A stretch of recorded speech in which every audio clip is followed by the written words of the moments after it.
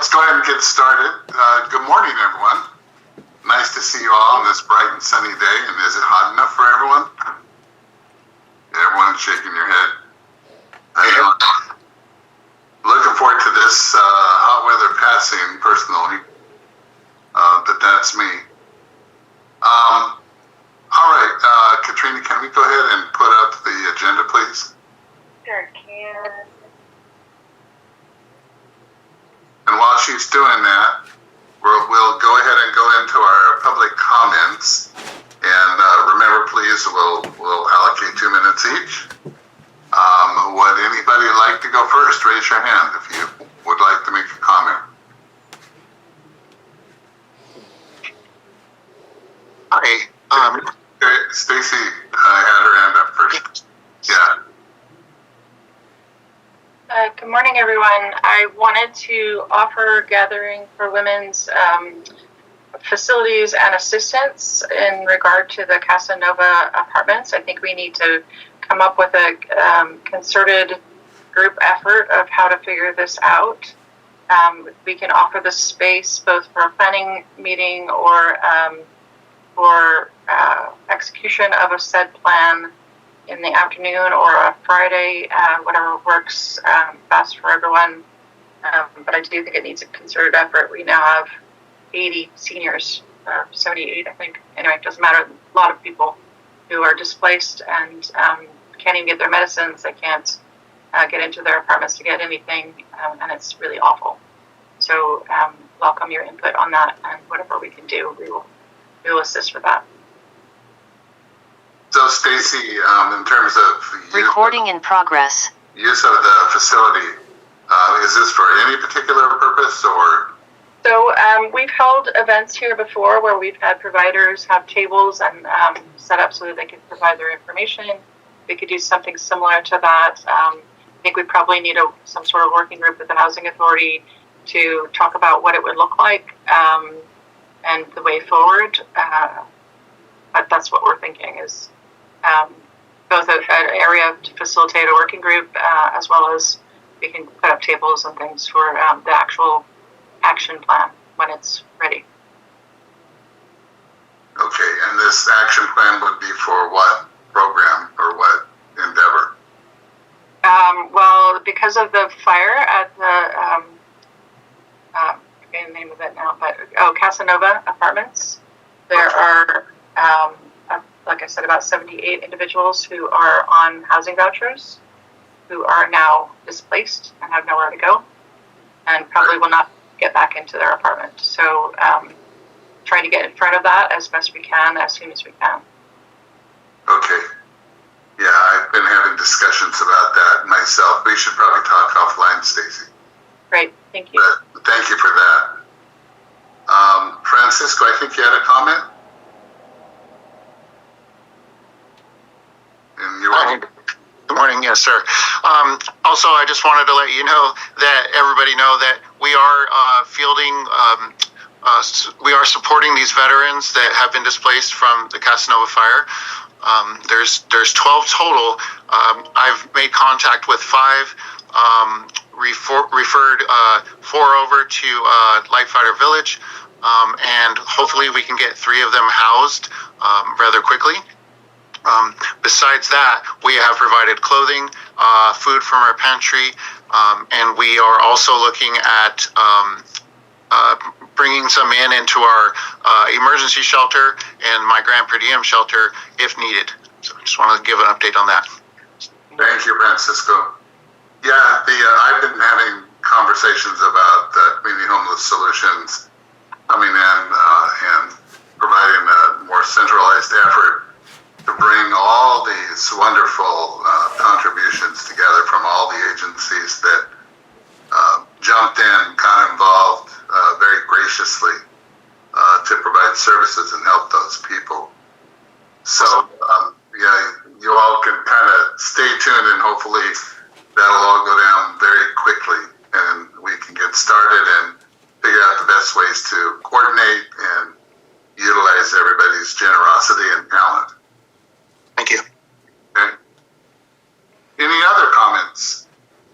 Hi, Greg, this is Gina with CISO. Just an update on us. We're also working on coordinating all the services for the residents that got displaced. As you know, they're seniors and people with disabilities. So we are at the agency that provide the services to people and the ADRC agency along with the county. So we are already working on a plan to work with the housing authority, so more to come. So, but yes, Stacy, a lot of help is needed over there, and they are currently at the hotel. So we're going to be working with them to see how we can move them to, permanent housing again. Yeah, it reminds me a lot of what we did on the Pajaro situation a couple years back. Similar, isn't it? And same hotel. Exactly. Back to the scene of the crime, right? Yeah. So we will be there. Yeah, thank you, Georgina. Okay, anyone else? All right. Well, I'll move on then to, let's see, member updates. Does anybody want to provide an update on their agency or organization for all of us? Laura, go ahead. Thank you, Greg. I'm just going to quickly walk through my spiel per usual. Hi, everyone. So for CHS CASA, we are fully staffed and all beds are full. For Schumann Heart House, we had some recent move-outs and have 3 beds available for single women. For the Share Center, we're at 85% occupancy due to some recent successful move-outs as well, which is great. At Safe Passage, we are fully staffed and all beds are occupied at this time. For our Safe Place Youth Shelter, we've seen an increase in shelter bed utilization in new clients, so that's really great. For our street outreach programs, once again, an increase in being able to assist unhoused youth, so really good stuff. The biggest thing that I think is important to share at this time is that Desiree over at her Share Center, her last day will be March 30th. So wanted to make sure to share that. And we have a couple of open positions. Yeah, but, she will be missed, but we wish her nothing but the best, truly. Very dear colleague and I dare say friend. So in terms of hiring, there's a couple of positions that we're looking to hire, whether it's case managers, support counselors, and obviously Desiree's position. So that'll be all on the CHS website. And ending on a more positive note, we had a very successful banding together event. It sounds like we were able to raise a good amount of funds, which is lovely. I don't know the exact numbers, and I wouldn't want to quote a wrong number. So those are our updates for CHS. Thank you, Flora. All right, Georgina, you had some updates? Yes. I just want to let everybody know we do have some funding for anyone that is has an HIV diagnosis. So anyone, if you know anyone that is in need of rental assistance, we can provide. They don't have to be homeless. They can be at risk of homelessness, or they might have to pay some rental arrears, so we can assist them if they have an HIV diagnosis. As well as we do have some funding for consumers with a brain injury. If you know anyone that has a traumatic brain injury, we can assist them. Again, they don't have to be homeless. They can be at risk of homelessness. And that's for single and families as well. And the HIV funding is for Monterey County only, but the TBI is for the Tri-County, so that includes Monterey and San Benito. Those are nice offers. Thank you. Mm-hmm. Donna, you have a comment? Oops, you're muted. Hi, I got it. So real quick updates. I am getting a lot more families that are unhoused right now, and I've got some in some hotels. I know the shelters are full, but I am, if you've got any openings anywhere, let me know, because I've got some families that need to be sheltered that don't have a car even to sleep in. So, second of all, as far as some youth, I am starting to get more youth who are unsheltered. So I really appreciate the fact that I can reach out to all of you. That's what this is all about, right? Just partnerships. So anyway, I will be reaching out just to see what availability there is out there. Thank you. Thank you, Donna. Donna's so good at interacting with all the different players in the community. She's a role model for all of us. Yes, you are. All right. Any other updates? I'll make an update. Sophie here with Interim Inc. I'd like to invite all of your clients over to the Omni Resource Center this Friday at 1 p.m. The address is 339 Pajaro Street, and we'll be having something that we're calling the Green and Gold Shindig. And also, if you have any clients who have a mental health diagnosis, we're hosting the Recovery Task Force next door to the Omni Center the fourth Friday of every month at 1 p.m. And I'll put all of this in the chat. The address to that is 41 East San Luis.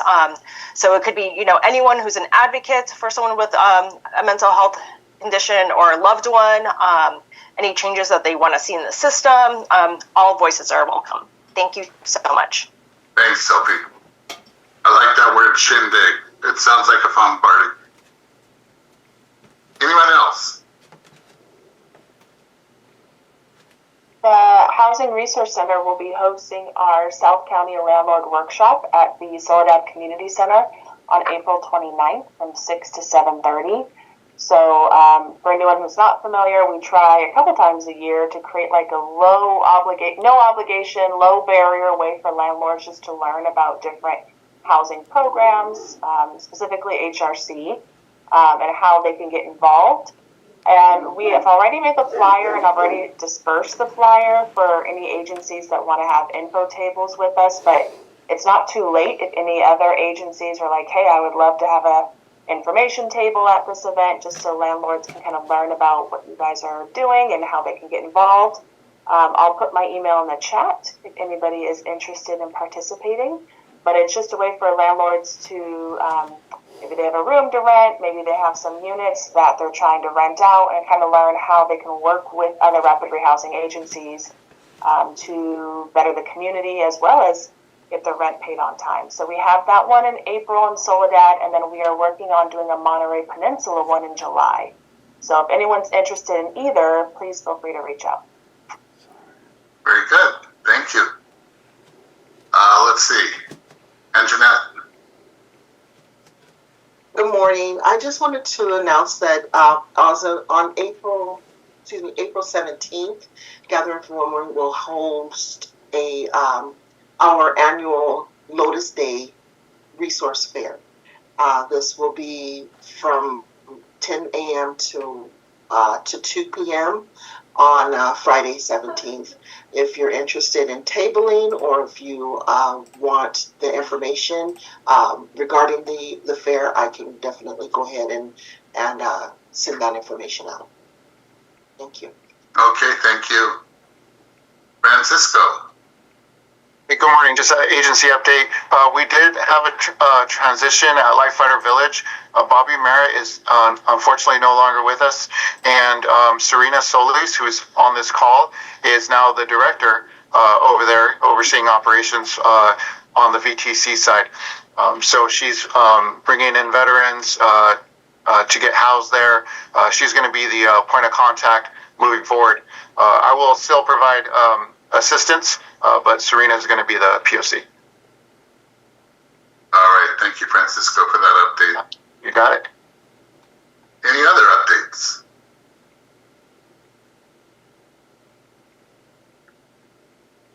Okay, hearing none, we'll go to my comments. I'm going to take this opportunity to thank Regina Williams and her staff at the Chinatown Navigation Center. You may know that in this tight funding environment, the city of Salinas made a tough decision to stop funding the Navigation Center as of the end of this month. And so we're in a wind down mode. We've been running that program and that shelter for 4 years now, and the staff has been amazing. They've housed literally hundreds of people, provided shelter, beds, food, case management, all very difficult neighborhood.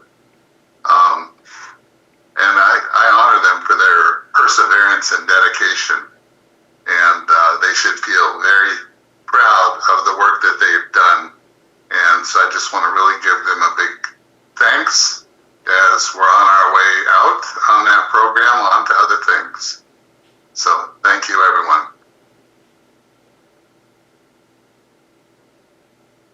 Okay. Greg, did you want to talk about the schedule? Sure, I can do that now. So what Katrina is alluding to is that the board had a conversation about the schedule of both our membership meetings and our board of directors meetings, which, as you know, have been once a month.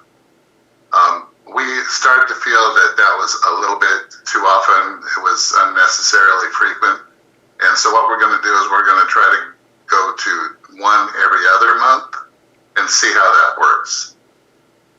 What's important to us is that we hit the sweet spot and that we're serving the members of the coalition with these meetings, providing value, making this time here worth your while. So at the same time, we're cutting back to every other month. We also want to ask, are there things that you would like to see us do in these meetings or in the coalition overall?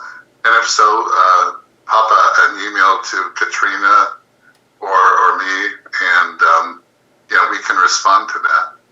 So we're always looking for ways to add value. Any questions or comments about that? That will start, and if you scroll down to the bottom of the agenda, Katrina, to the red part, next meeting, May 20th. Okay, so 2 months from now. And hopefully it'll be cooler then. All right. Hearing no comments, we'll move on. Are there any additions or modifications to the agenda? All right, that takes us to the HSP updates. Katrina. Hi, everybody. Thank you, Greg, and for your comments. I really would love to see how we can continue to support the CNC clients as we wind down. I know Denise has been working really hard and having, I think, weekly. Are you having weekly meetings? Bi-weekly. Or is it bi-weekly? Yeah, bi-weekly meetings to case conference those clients into housing alternatives. So keep me in the loop of what you guys need from us. So you guys should all be receiving the 2026 or 25-26 membership commitment statements and dues. Had a rough couple weeks. So those have not went out yet. I'll be sure to have them out. Basically, it's recommitting your organization to the CHSP membership and assigning your points of contact, like who should be getting this information, when we have votes, who is authorized to make votes on behalf of your organization, and who may be their alternate for the coalition membership. Partnered with very, very late membership dues, so we can definitely work with everybody. If you need more time, being that it should have came out in the beginning of the fiscal year. We are also happy to announce that the Coalition of Homeless Services Providers, the Continuum of Care lead, was awarded our HAP 6 award. It's roughly $3-ish million. Sabrina, do you have it quickly on your screen? I have it here. But I don't, but I can it's get okay. No, it's okay. So we have with the COC, we have a Monterey County, San Benito County split. But I'm gonna move this over here. Can you guys still see the? Yeah. Okay. Yeah. So the total allocation was $3.7 million, and there is bucket like different categories as usual. So we have navigation centers and low barrier shelters, capital, permanent housing, rapid rehousing, interim housing. We have our youth set-aside, and then prevention and diversion. The Monterey County, San Benito County split is currently 80-20, 80 Monterey County, 80% Monterey County, 20% San Benito County. So that would be a 2.9 million for roughly. These are rough numbers because our administration and HMIS is still wrapped in there. So it's roughly 2.9 for Monterey County and about 745,000 for county at San Benito. So you could be on a lookout for next steps. We'll be meeting with the Leadership Council to see what our strategy will be this round. We usually go for a competitive RFP, whole competition, but that is not the requirement of the state. So we will also be looking at current HAP funded projects that are high performing with great outcomes and are good on their spending, and then also at programs that are at risk because of the funding shortages and are at risk of closing programs. So we'll be looking at those things as well and be presenting it to our Leadership Council for direction on if we'll go into a competitive process or if we will be, looking at programs and funding them like sole sourcing to save organizations. So that's where we're at. We don't have a huge agenda for today, but I would like to, we still have time and would like to open it up to our membership on things that you guys might want to see in future meetings, and or if you have questions that you would like to ask.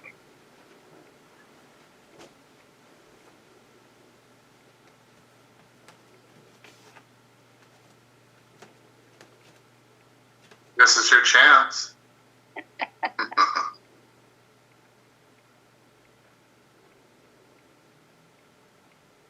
Katrina, I don't know if this is a membership meeting question or a board member question, so direct me if I'm in the wrong spot. But do we have any update on the revisions for the Hick and Pit and that process? Yeah, so that's a great question, and that is definitely appropriate for our membership group. So we have had a very hard time getting data from our network. This was due, February, Oliver? February 2nd? February 3rd was February the original due date, yeah.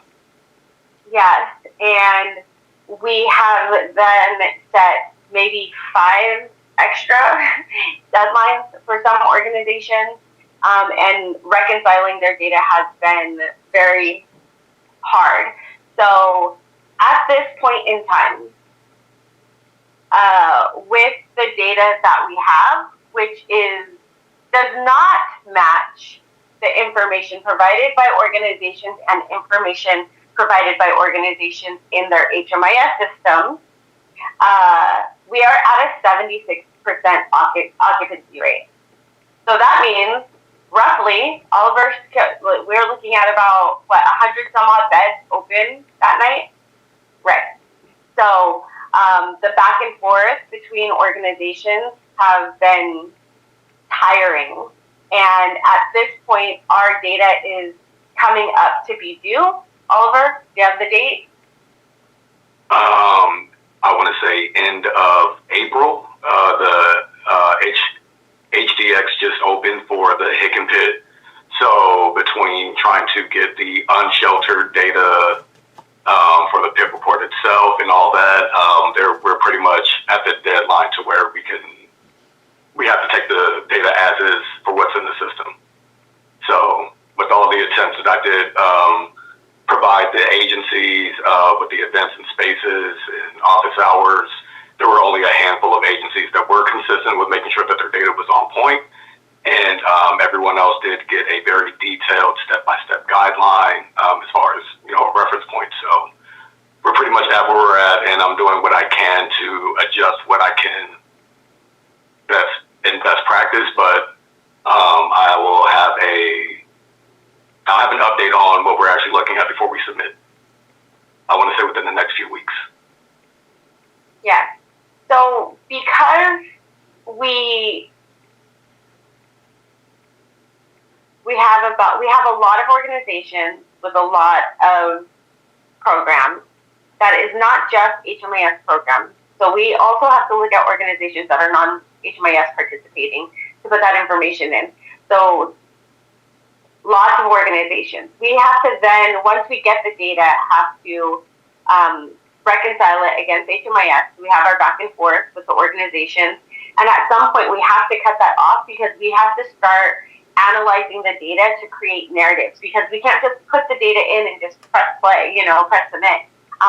They reconcile the data against what was submitted in years prior, and we have to explain what it is. And we need that time, that comment time, to submit our data and leave space for any back and forth with HUD, because then they'll follow up with questions, and we have to make sure that by April we're ready to go.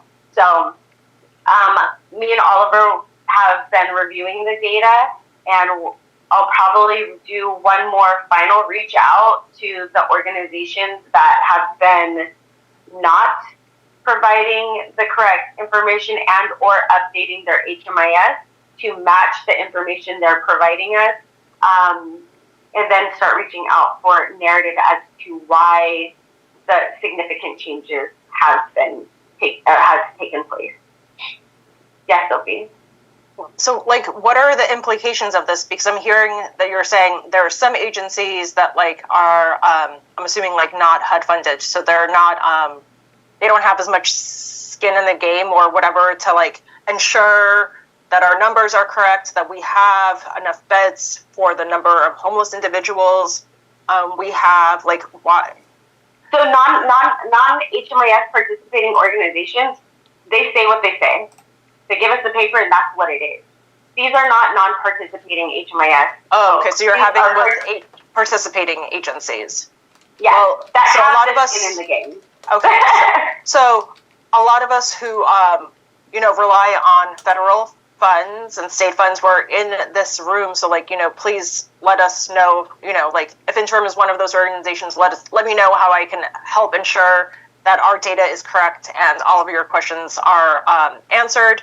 For example, I didn't receive any communication if something was wrong, later on, and I don't know if that's the experience of others. You're good though. Interim's good. If you haven't heard from us,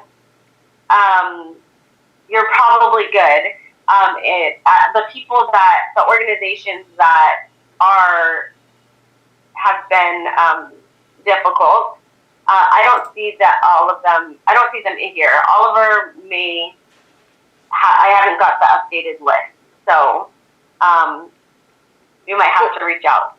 Is the impact that Monterey County will lose funding to provide homeless services? It's a real bad look for sure when we're receiving millions of dollars. And then we look at this point in time, and we have a 76% occupancy rate. And so at that time too, this is inclement weather, so people should theoretically be expanding capacity. So we should be over capacity. And if those beds were filled, people just aren't updating their HMIS. So we can't just go based off what people handed into us, because we have to do a upload from our system. So that's the thing. We choose to do this dual process by having our organization submit a hard copy form to us so that we have a reconciliation. Because if not, then we're running the reports and we're saying, hey, is this real? They're like, no. we just kind of run the report and say, this is what Sarah gave us. It doesn't match. Please make it match. And there's step-by-step guides. There's all the in-person trainings, virtual trainings, office hours. Oliver has been working with every organization as much as possible if they're responsive. And I think it's the responsive part that has been.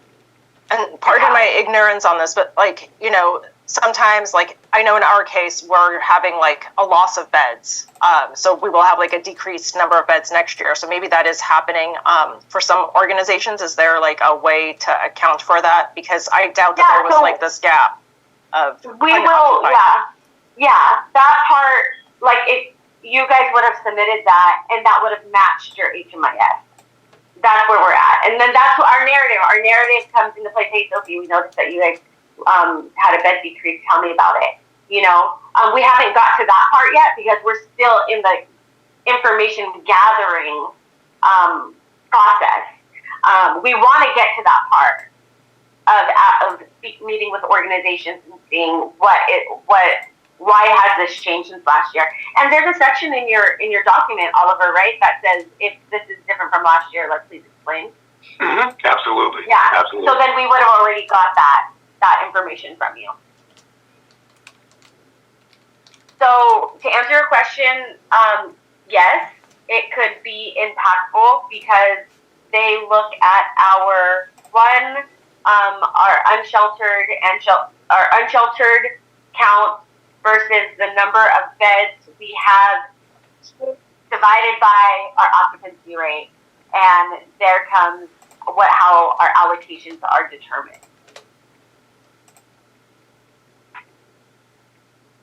So it could be a loss of funding.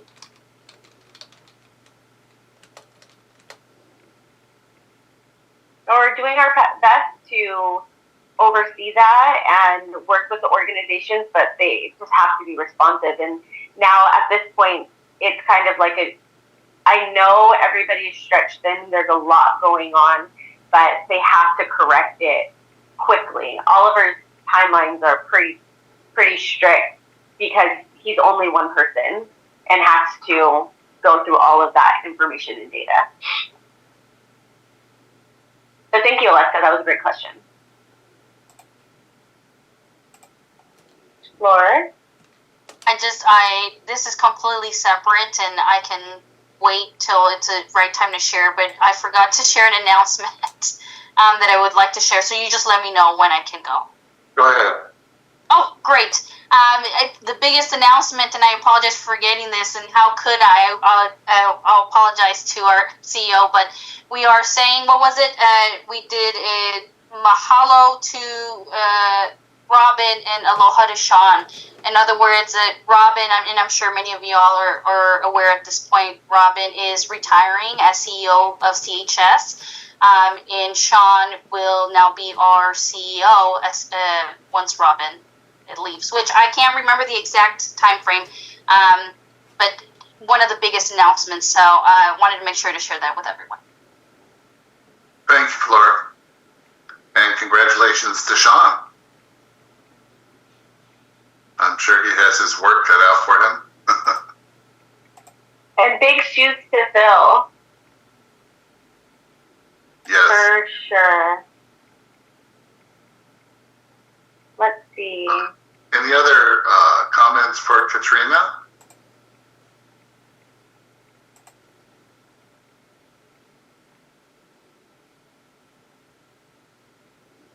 No? Katrina, do you have any other final words?